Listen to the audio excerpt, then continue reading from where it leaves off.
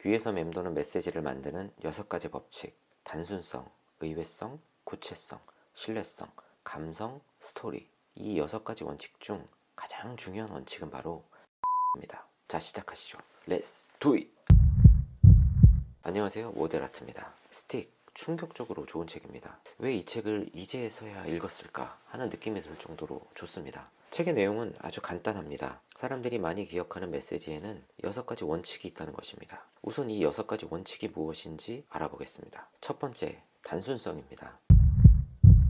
단순함은 핵심 플러스 간결함을 의미합니다. 책에서는 핵심을 간결하게 전하는 방법으로 하이 컨셉을 예시로 들고 있습니다. 하이 컨셉이란 일종의 비유법입니다. 주로 할리우드에서 사용하는 방법인데요. 할리우드에서는 투자를 받기 위해 제작 스피치를 많이 합니다. 이때 투자자들이 바로 영화에 대해서 감을 잡을 수 있게 간결한 한 문장으로 영화를 표현합니다. 예를 들어 스피드라는 영화를 설명할 땐 버스 버전 다이하드로 표현했습니다. 에일리언은 우주 버전 조스로 표현했습니다. 어떤 느낌인지 아시겠죠? 어떤 핵심을 간결하게 정확히 전달하기 위해서는 상대방이 이미 알고 있는 개념이나 경험에 뿌리를 내려야 합니다. 그리고 거기에서 확장을 시작해야 합니다. 두 번째, 의외성입니다.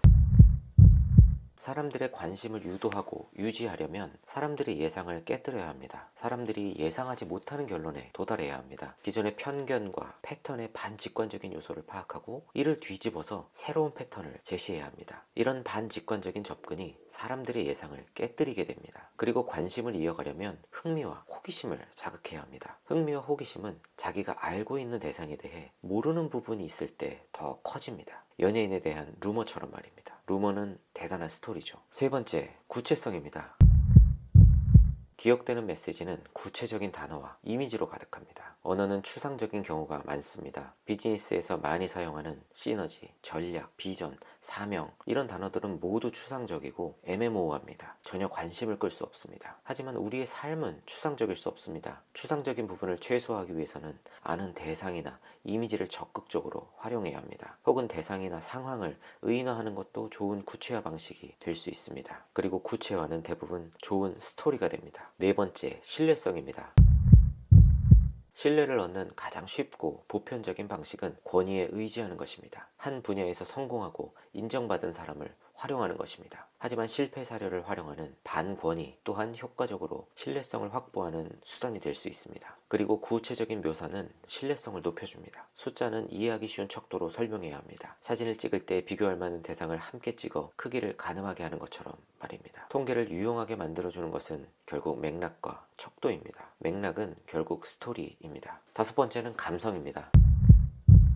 사람들의 감정적인 반응을 유도하는 전략은 감정의 연합, 개인의 이익의 호소, 정체성, 자극입니다. 감정의 연합이란 사람들이 좋아하는 단어나 개념과 그렇지 않은 것을 섞어 사용하는 것입니다. 전문 용어로 묻어간다고 하죠. 개인의 이익의 호소는 이 메시지가 당신에게 이익이 된다는 것을 보여주는 것입니다. 정체성을 자극한다는 것은 당신 같은 사람에게 어울립니다 라고 자신의 정체성을 돌아보게 하는 것입니다. 소비자의 마음을 움직이려면 소비자를 감성적으로 만들어야 합니다. 분석적 사고, 즉 생각하게 만들면 소비자는 마음의 문을 닫습니다. 왜냐하면 분석하는 뇌와 감정을 주관하는 뇌가 다르기 때문입니다. 소비는 감정의 뇌에서 주관합니다. 이 부분은 전에 요약했던 뇌영망의 책에서도 말씀드렸습니다. 메시지의 중심은 당신에게 이 메시지가 왜 좋은가 입니다. 마지막은 스토리입니다.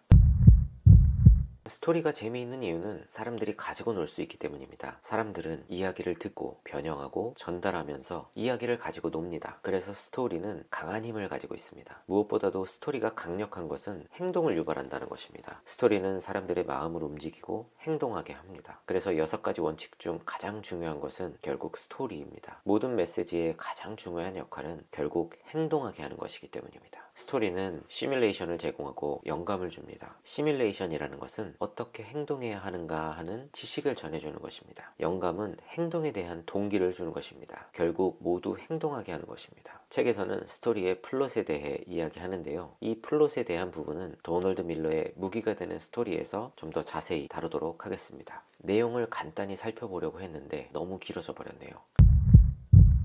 결국 달라붙는 메시지를 만들려면 간단하고 기발하며 구체적이고 진실되며 감정을 불러일으키는 스토리를 만들어야 합니다. 쉽게 말해 사람들에게 친숙한 단어나 경험, 이미지를 비틀어서 신선한 스토리를 만들어야 합니다. 그리고 무엇보다도 감정을 불러일으키는 스토리를 만들어야 합니다. 저는 이 책을 통해 사람들이 기억하는 메시지를 설계할 수 있다는 것을 알게 되어서 너무 좋았습니다. 그래서 이 책에서 배운 6가지 원칙을 활용해서 새롭게 시작하는 사업의 홍보 스토리를 만들려고 합니다. 또 춘천에서 상반기에 오픈할 캠프 파우제의 브랜드 스토리를 만들 계획입니다. 캠프 파우제는 단순히 캠프닉을 즐기는 장소가 아닙니다. 캠프 파우제를 소통하고 교감할 수 있는 브랜드, 캐릭터로 만들어갈 계획입니다.